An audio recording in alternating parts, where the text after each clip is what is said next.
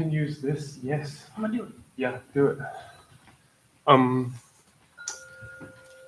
All right. So you can pick an area. Oh, I'll make more areas.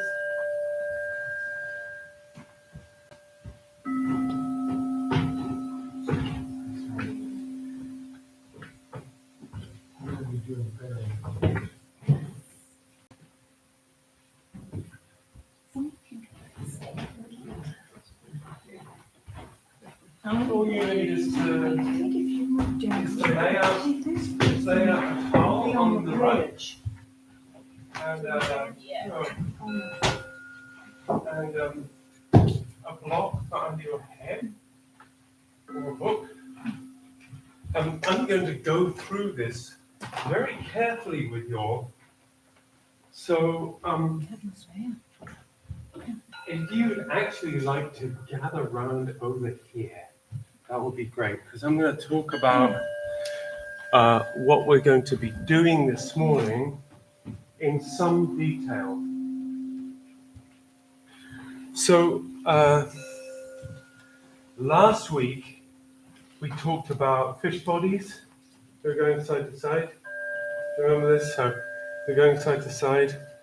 So, what then develops in the womb, and the Delia Rosenbaum, my great hero, great teacher, look her up. She did the illustrations for Raymond Dart's second edition of Skill and Poise, which is basically a collection of his letters and lectures. Ooh, look at that. So I'm going to show you that because we do fish body side to side, then the somites split and go forwards and backwards. So you'll see this. So when we're in the womb, this is us. It's basically a very fish-like body. It splits in half, and then that's when we get the side-to-side movement that we were doing last week.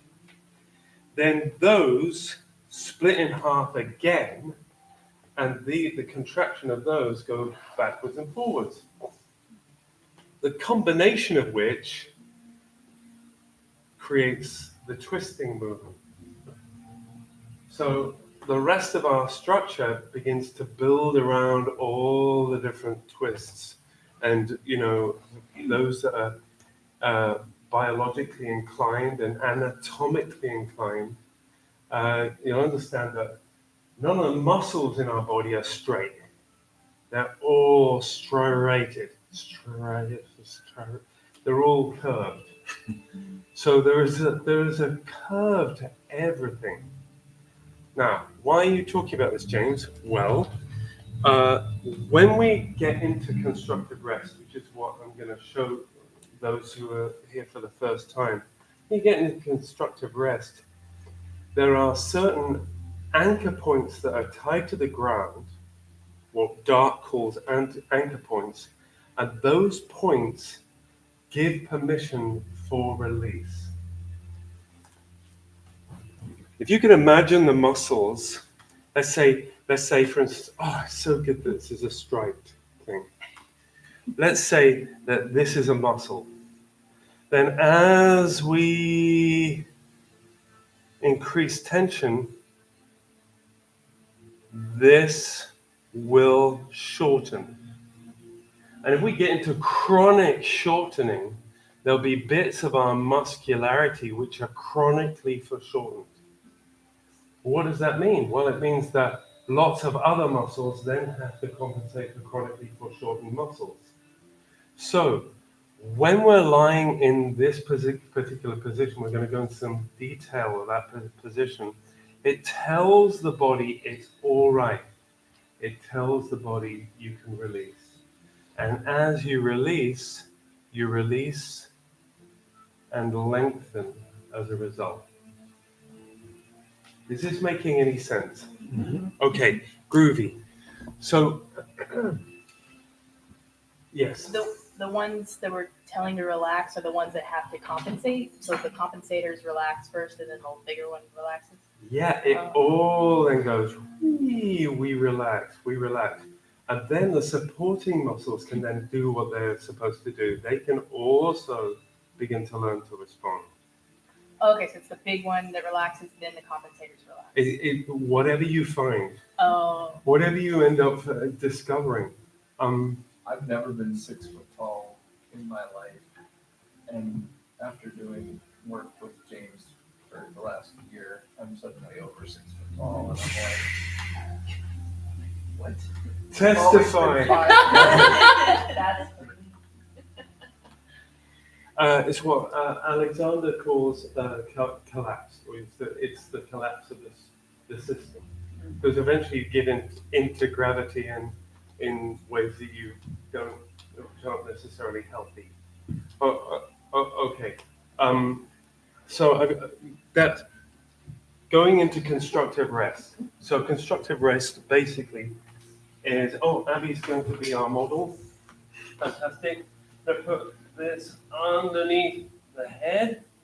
So you see, we don't want this to be crushing the larynx like that, nor do we want the head to be in a position where it's tilted back like that. Hence the block. Okay, so this is the basic position, and the hands are going to be on the ribs, such that the bones on the outside of the elbow are going to be on the inside of the elbow are going to be on the floor. So I'm going to go into a little more detail here with red skeleton.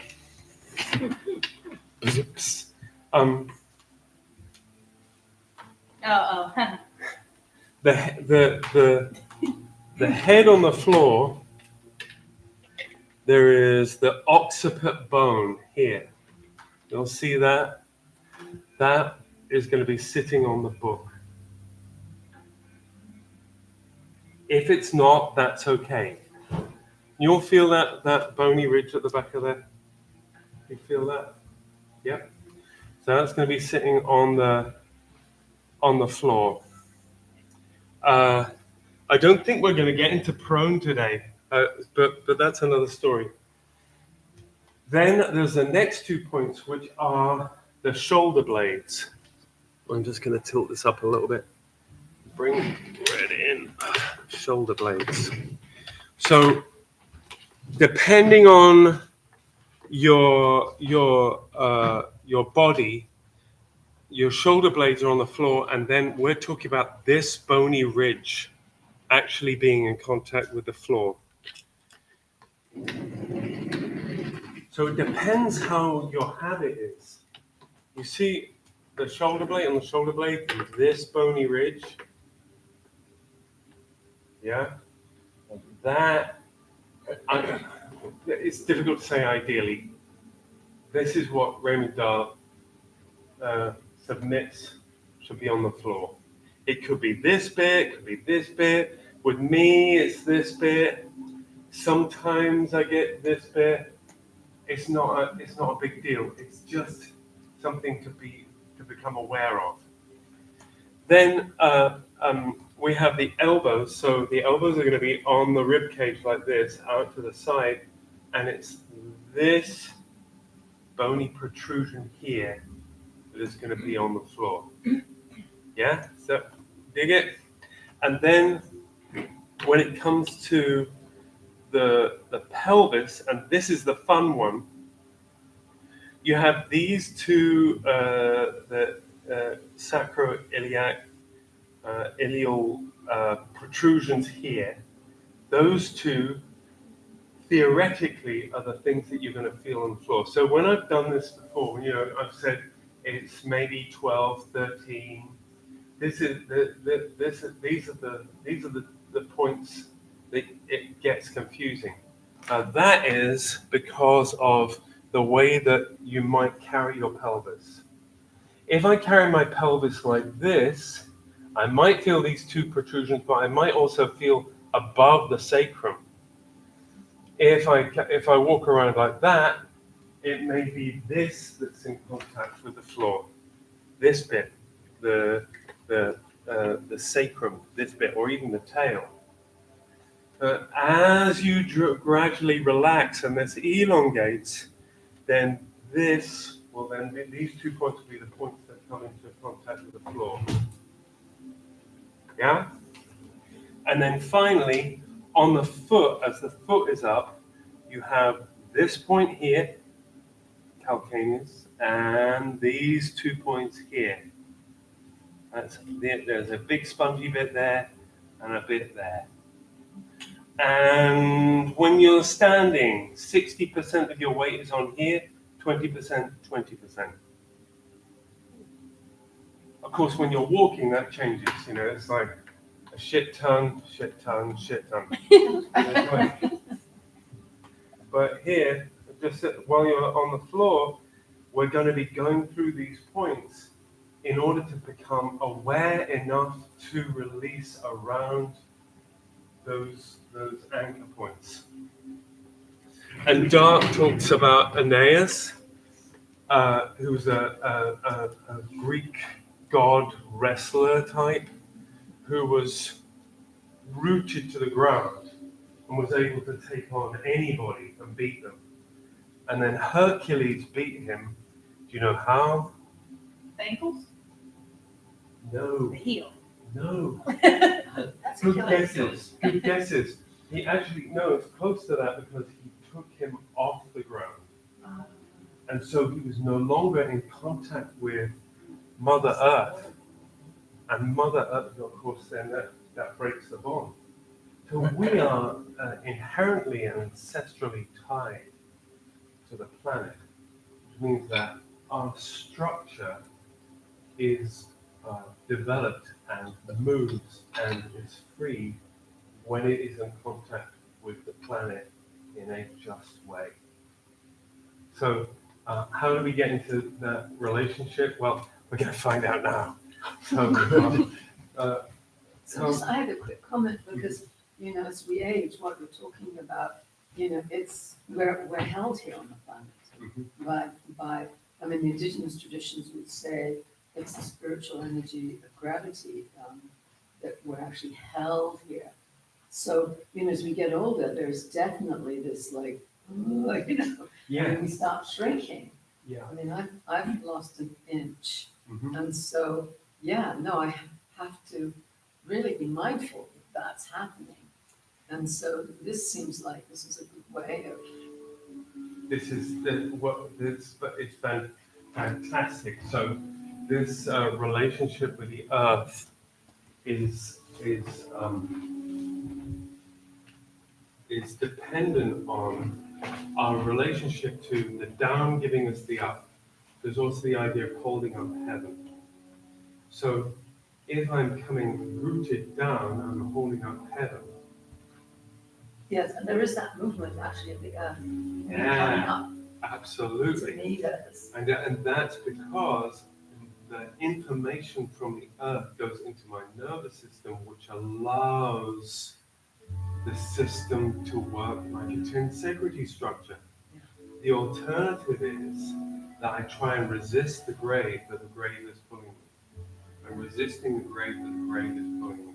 I'm resisting it, so I get more and more tense until I'm like, yeah. Okay, all right. I'm ready. Yeah, it's depressing. It's depressing. So and so to clock the outcome of the physicality of that is the psychophysical result of being pulled down is extant. You can be 25 and be in a state where you're being swallowed by the grave. Yeah. And the idea of going, okay, give me the strength to stand. Ooh. And so lying on the floor, it then gives your body the opportunity to be reminded that you have all this length, you have all this inner strength. Okay, all right. I could pontificate about that shit for hours, but we're going to lie down, find a space on the carpet, and those that have done Dart before, we are going to would be, hey James, I've got a towel here. We need to get a blood along. Yes, I don't know if they're not blocks. Um,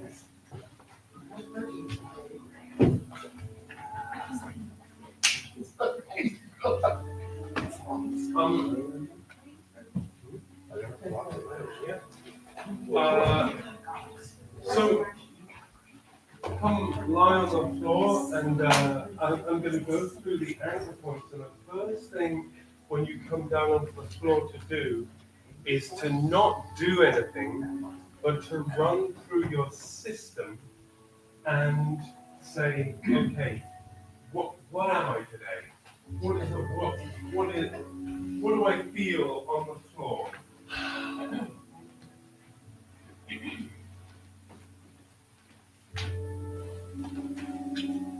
There's a lot that might be running through your mind, like dashing through your mind at 100 miles an hour. Like, why am I doing this?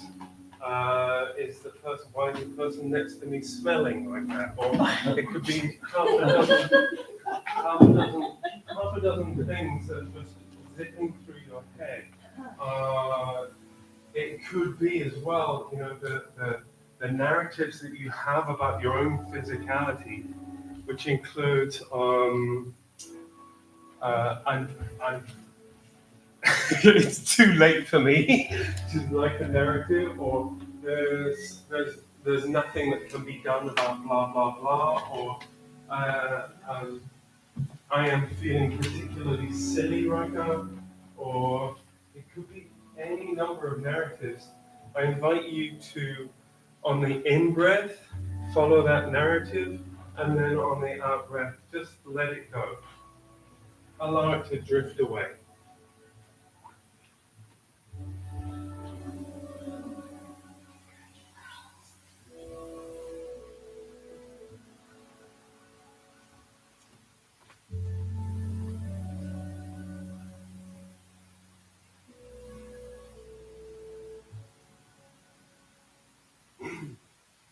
Now, one other thing about having the feet up is that if you turn your heels outwards, your knees will come in towards each other.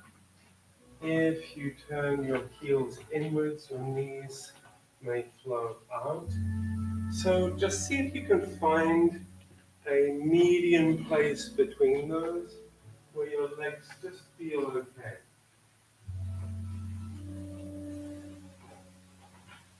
Now, I might use my hands, if that's okay.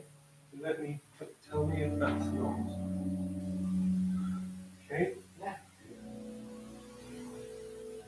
So, as you're lying here, just become aware of your connection with the floor.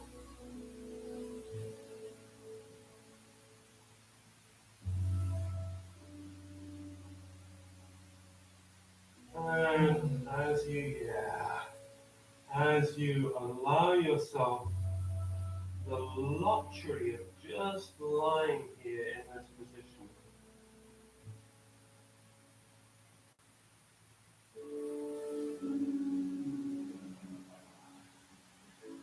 as you allow yourself that, just have a scan through how your body feels right now. Just a little look through.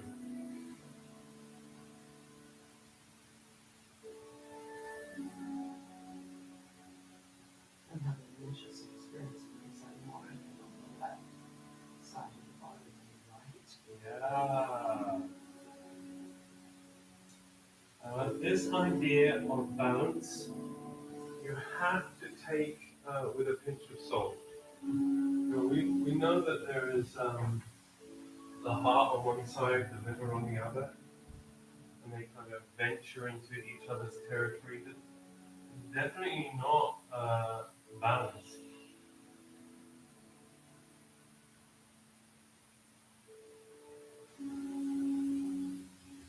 All the time,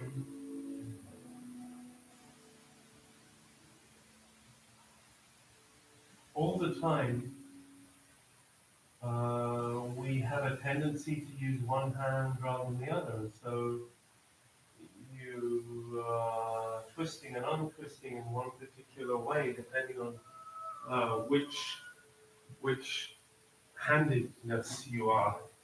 So Dart says the future of man is dependent on the ambidextrous human.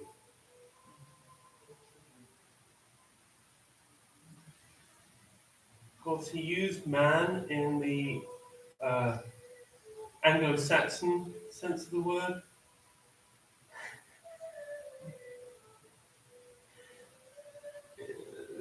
Old English, it wasn't man and woman.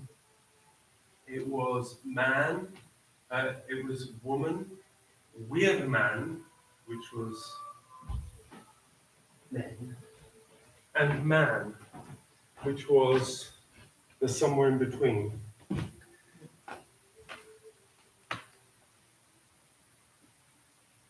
Okay, so from this position, when you have explored which side is which, the differences from between one side and another, the sensation of being there and being here, they'll take you through those anchor points. So just become aware of the back of the head on the block.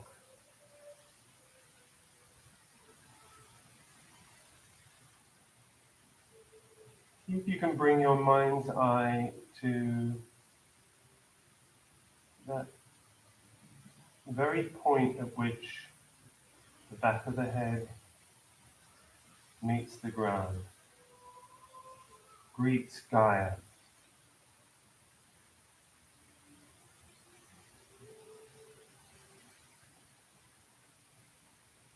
And then I invite you to just allow the weight of your skull, about the weight of a bowling ball, the weight of your skull, to get into that point.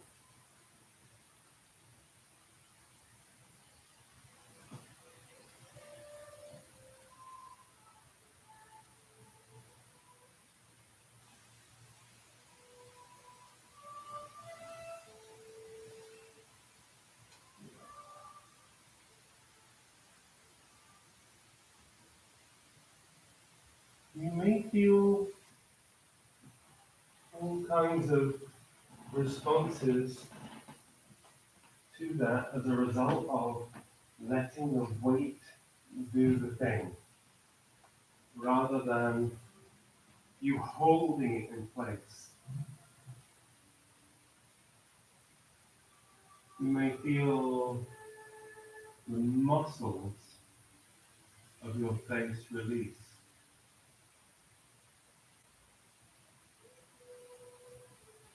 You might feel a release of the muscles in the neck, throat.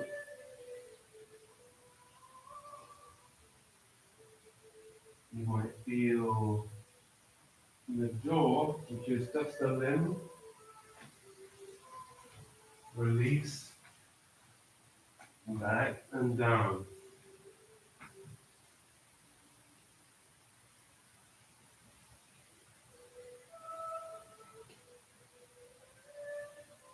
You're allowed to be slack-jawed.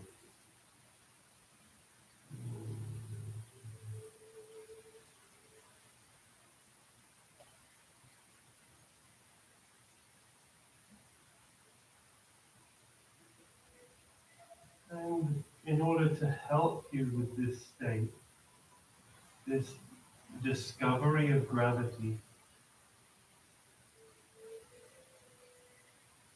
this discovery of the relationship between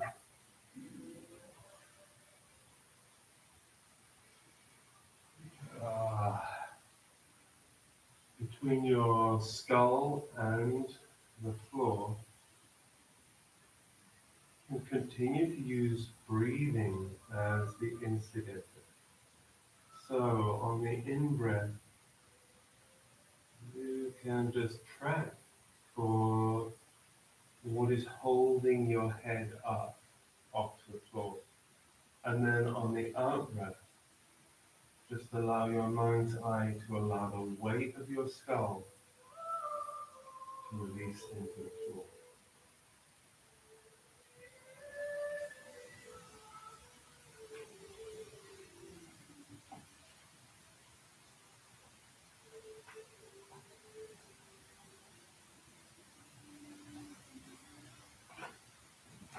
Very nice. You might find that your shoulders release as well as a result of this. It's a bizarre outcome. It's almost as if they're connected.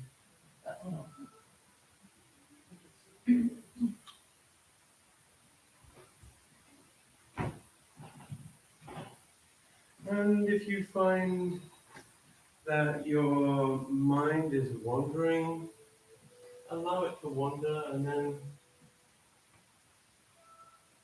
come back to the thing that you are bringing your focus to, which is the precious nature of your relationship to the planet.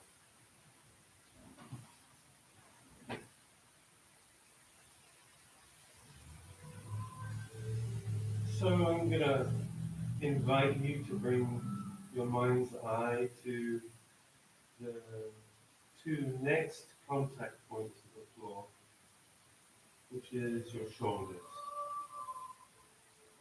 However your shoulder blades might be in contact with the floor, let's use your imagination to allow the torso to sink down into the shoulder blades. That's okay. I'm going to come and talk to that in a minute.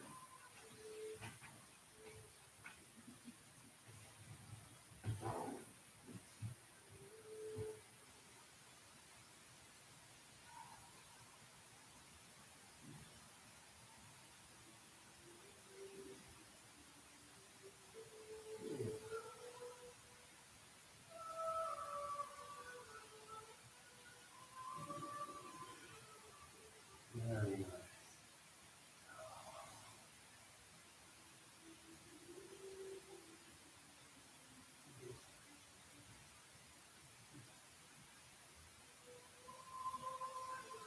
It's the same thing. It's the same thing with the shoulder blades, that you're just inviting gravity to do the work.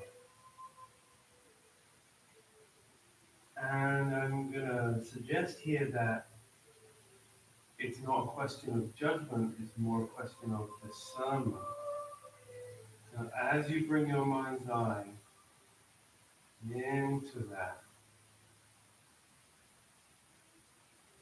into those points that are in contact with gravity,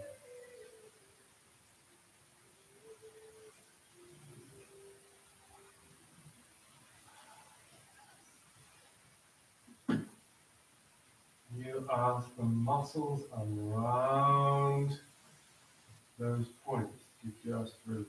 They're not necessary. It's not necessary. Anything that isn't necessary, just give into gravity. And you can use your breath and your mind's eye to take you into those places.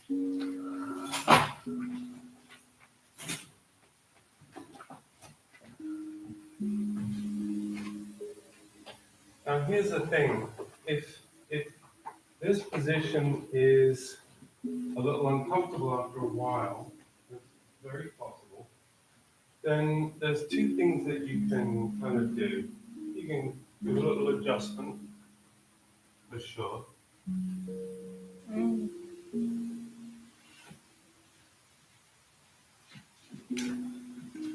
can also, if you're doing this at home, and I recommend you do this at home for your back, It's the only scientifically tested thing in the Alexander technique that works. I mean, the science has gone, yes, we measured this. And that is that this particular position rehydrates your intervertebral.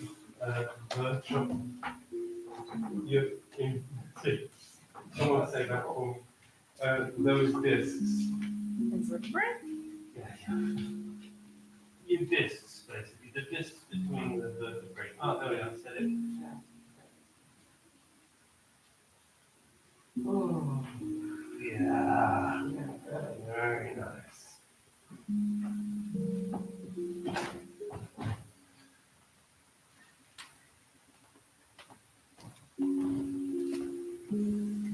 And after you brought your mind's eye to those 2 points on the shoulder, either shoulder, then see if you can invite connection between the 3 points, like a tripod of the back of the head and the 2 points of the shoulders. Just sense what the outcome of that is.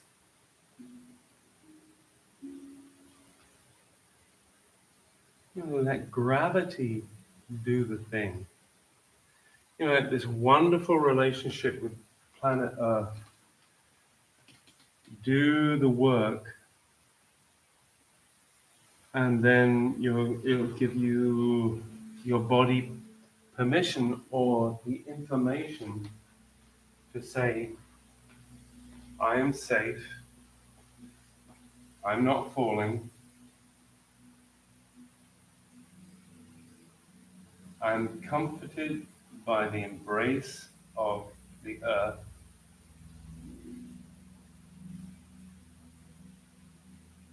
and I can allow the muscles to just give into the floor.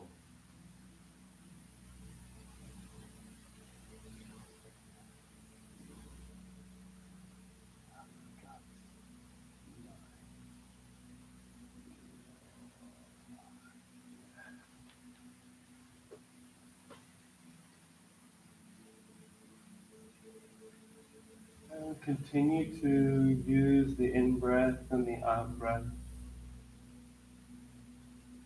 to allow the release of those muscles.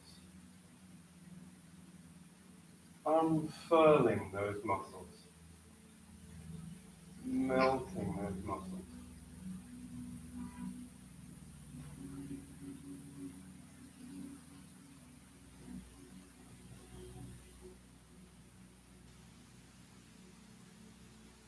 Oddest things might be happening, like the need to slightly adjust the head or slightly adjust the shoulders, because there is room beginning to be created between the head and the neck and the shoulders, the back of the shoulders. Your torso might begin to be spreading out as a result of direct contact with the floor.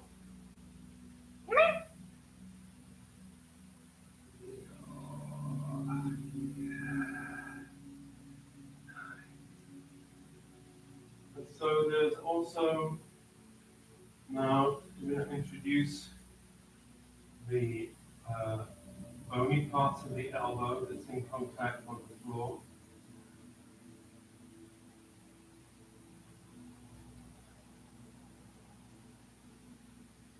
And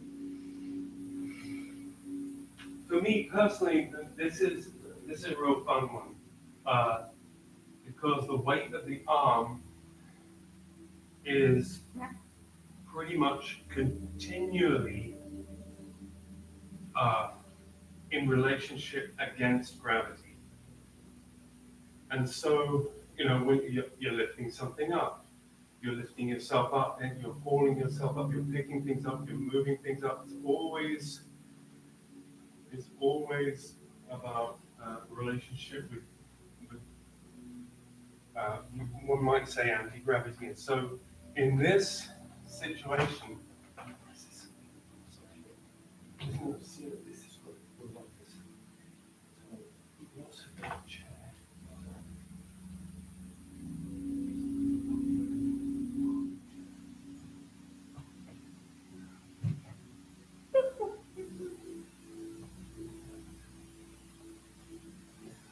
oh yeah.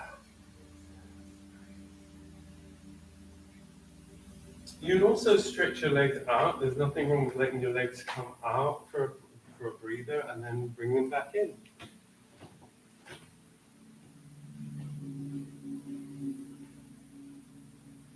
No, this is the thing. It's not like there's a dark procedures judge sitting in the room anywhere, judging everyone about whether they're keeping their legs up or not. The only guide actually is your internal guide about how you find release. The reason that the knees are up is about supporting the length of the spine. That's the main reason why the legs are up. So you can play with this in your own time, or as you are, which is the extension of the legs. You'll feel how the pelvis tilts, as opposed to the legs coming into the body. You'll feel how the pelvis then tilts in the other way, allowing the pelvis and the low back to have a kind of support.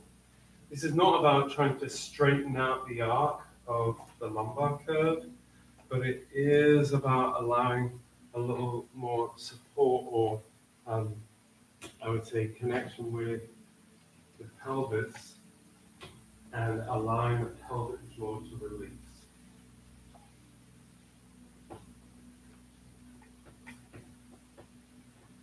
Yeah, the pelvis is a fun place to explore, which we will come to now.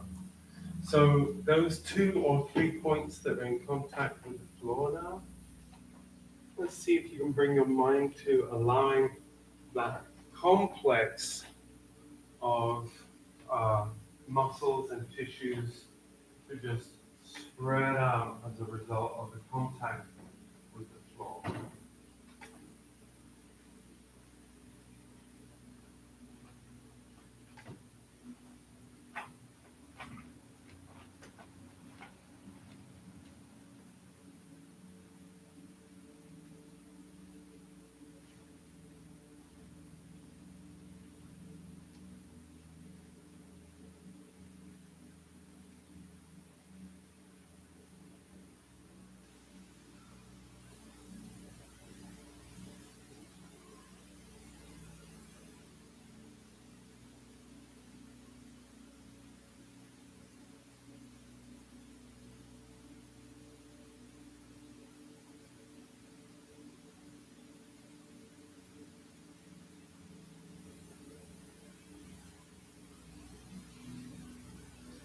And now I would invite you to bring your mind to the tripod that relates that bony point to the 2 bony points of the elbows on the floor.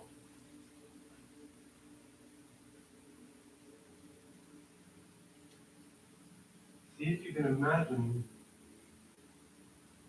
those points unwinding as a result of the connection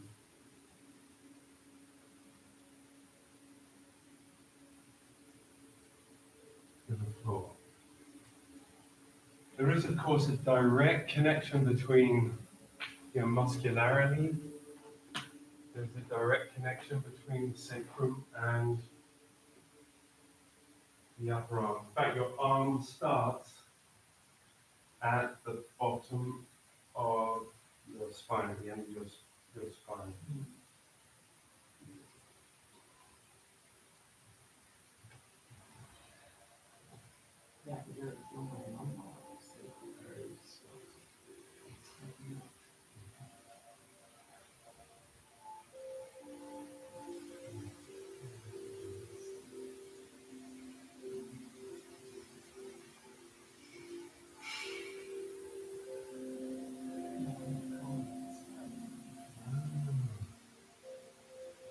Listen to your body.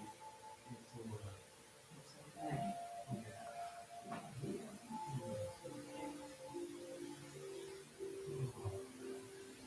Oh, yes.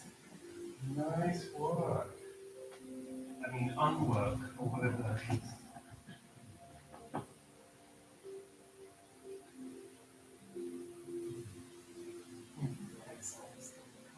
Maybe should be. Yes, of course. Good old right side doing the thing. And then we're going to bring our mind's eye to the heel and the toe, the soft pad behind the big toe. So this is really helpful because I was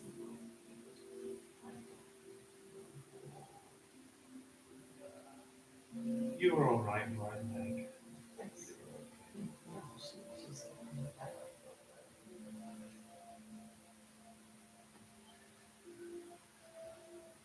And an important thing to bear in mind is muscle memory and narratives. It's why one of the parts of this work is to notice the things that come to mind in relationship to all of these points in contact with the floor, or the things that come to mind as muscles release.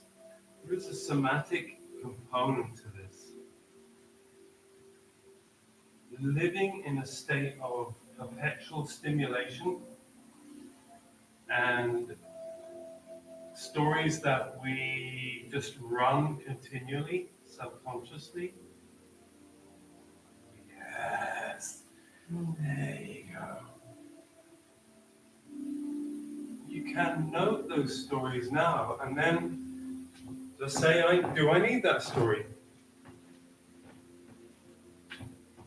Allow that to just drift away and inhibit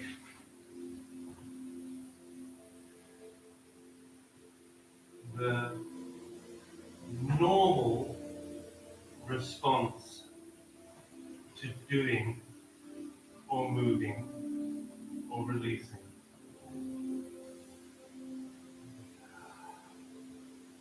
Oh.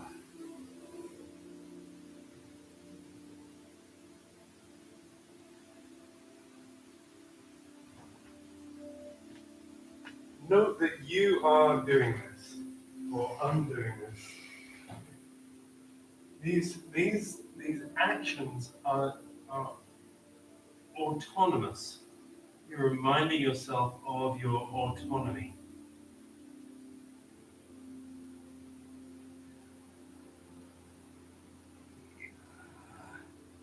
Beautiful.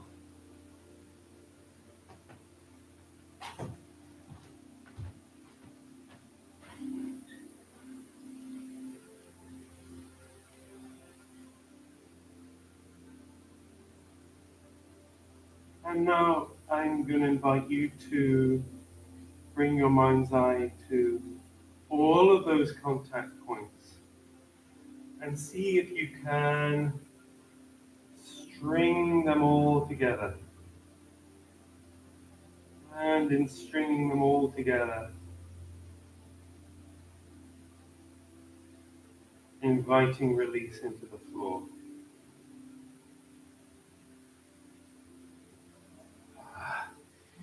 There you go, James. Beautiful.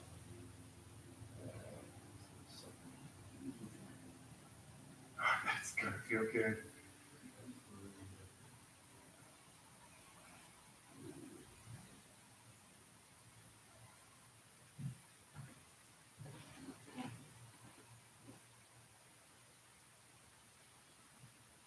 Yeah. This looks changing as well.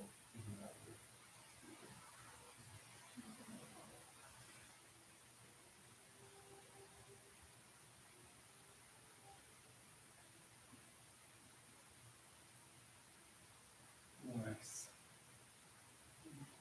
What's that? Very.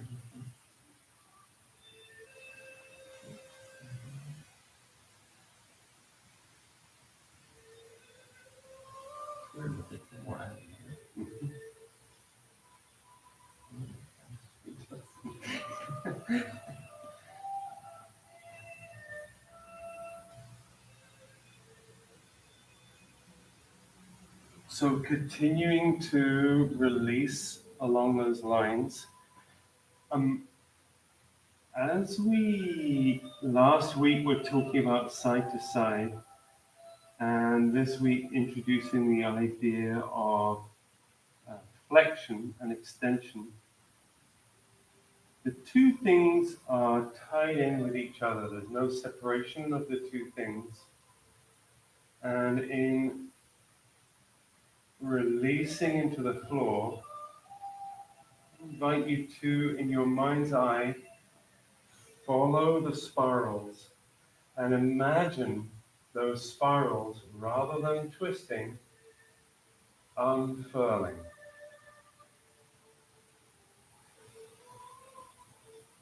So this is going from twist to spiral.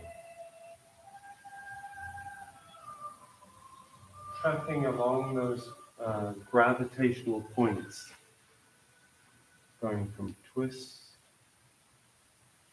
to spiral, releasing those spirals into the floor.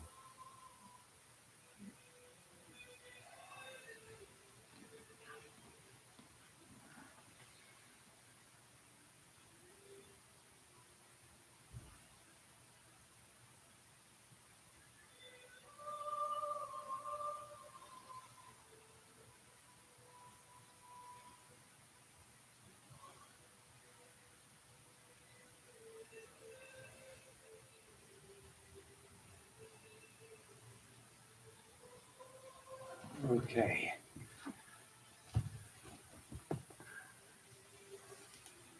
All right, so now I'm going to attempt some movement. Dare I say it.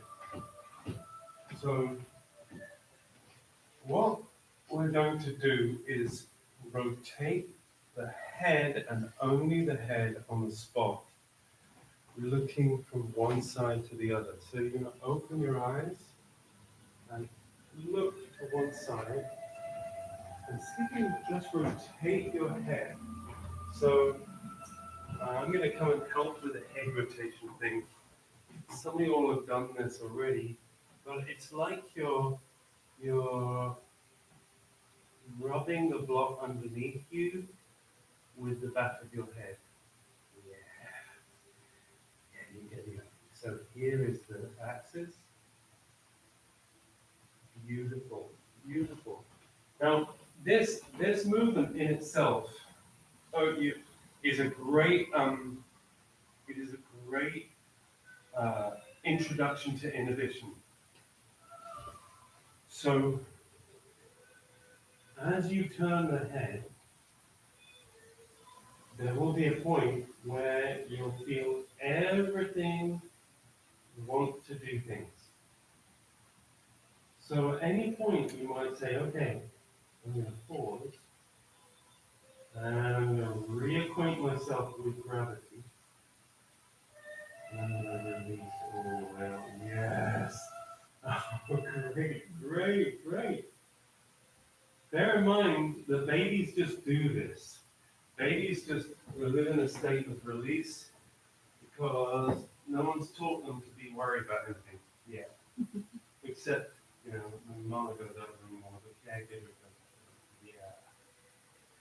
But at any point, you might say, okay, wait.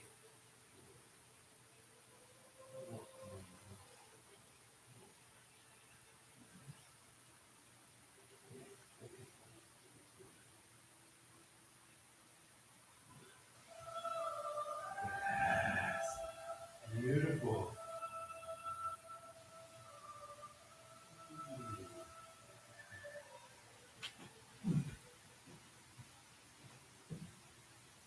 Even turning it on its axis is a challenge. When you say, I'm going to turn my head on its axis, what happens to the rest of the structure first?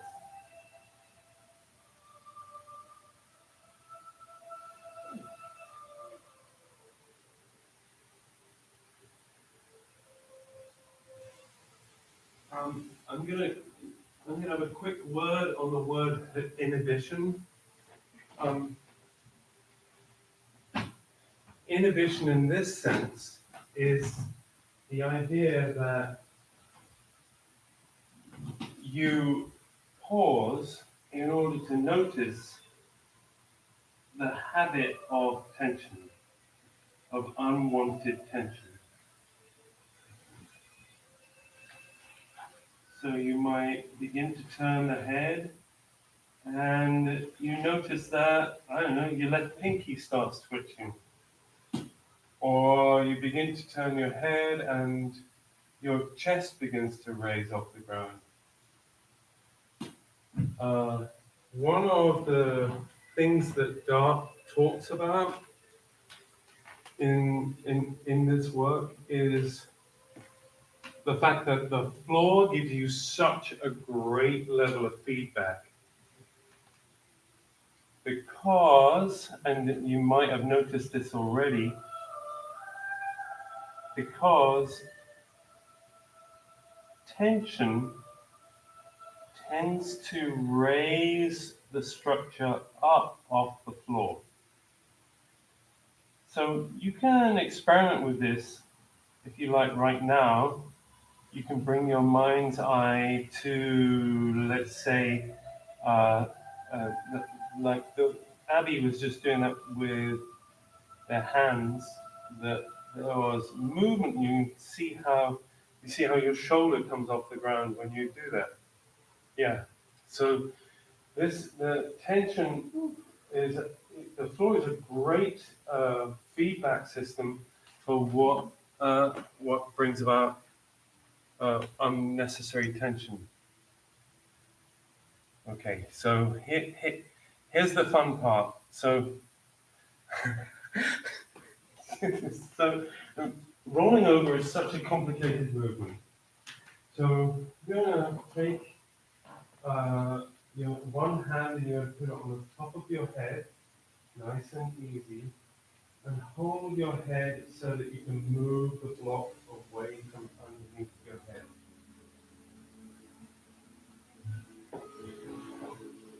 And then just reappoint your head to the floor there for a minute.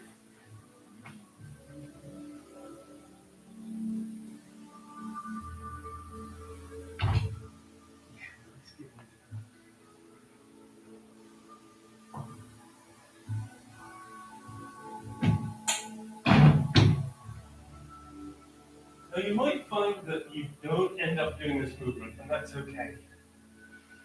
It might be that you just experiment with the tiniest level of this movement, and that's okay.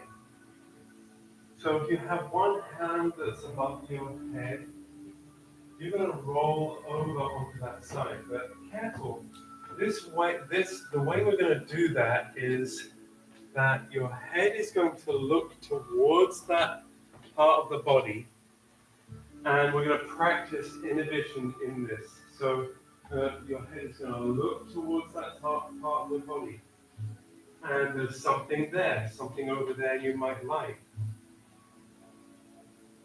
But the rest of the body is not joining in yet.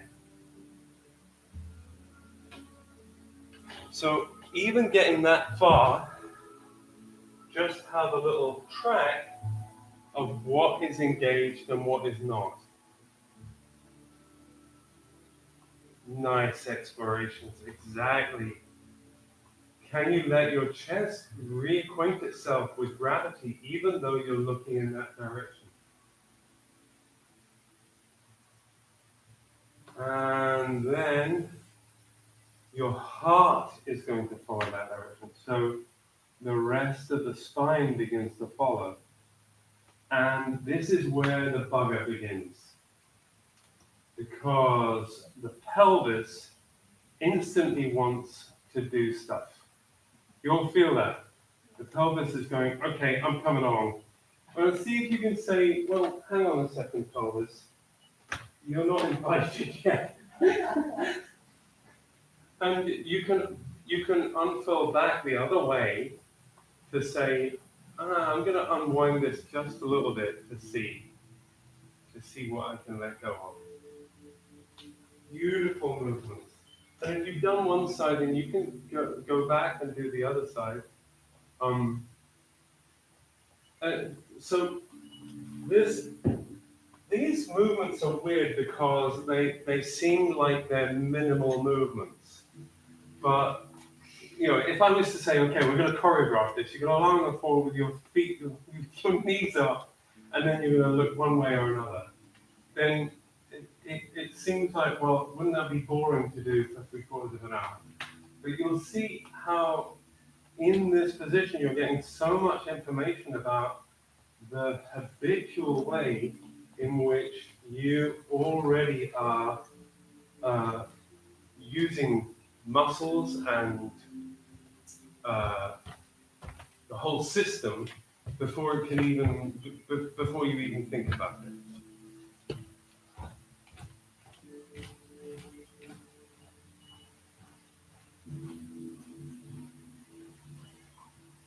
Very nice.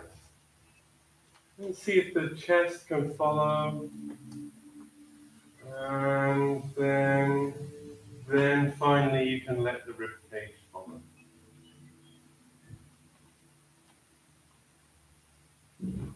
And the pelvis can join in. Yes. Beautiful. And what you're doing here, of course, is you're following a spiral.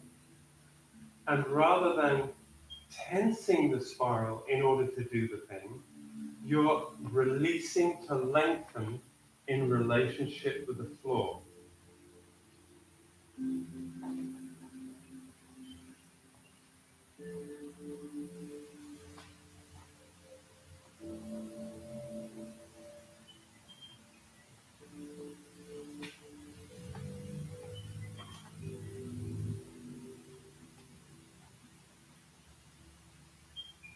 And from the fetal position, you're going to find a way to come up to stand.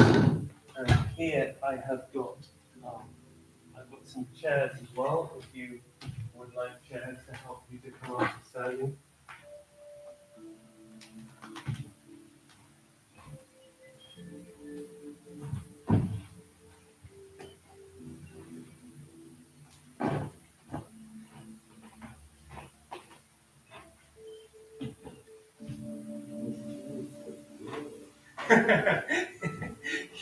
Yeah, going back to fetal is a pretty comforting place to return to. You can crawl towards the chair and then use the chair as if it was another part of Mother Earth.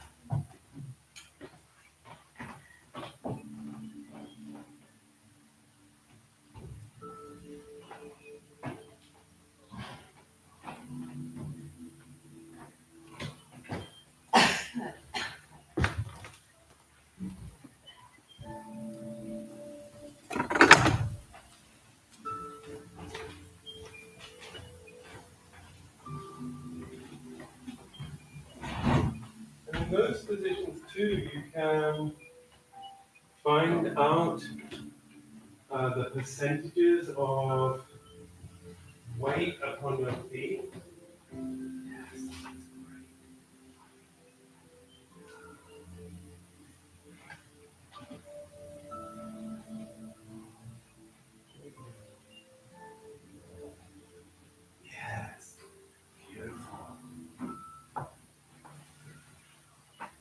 And as you come up, see if you can imagine the floor as the occiput, on the occiput.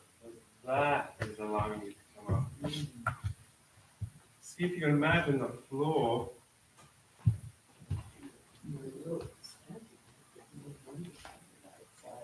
Mhm.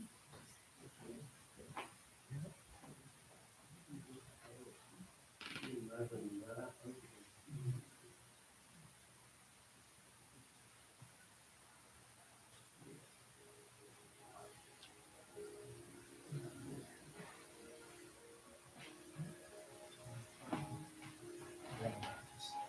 Yes. Oh.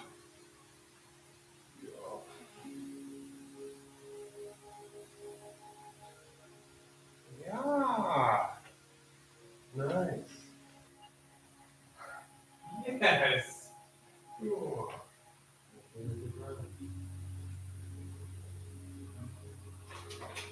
Yes. Beautiful. Oh yeah. Groovy, you guys. We'll stop this machine.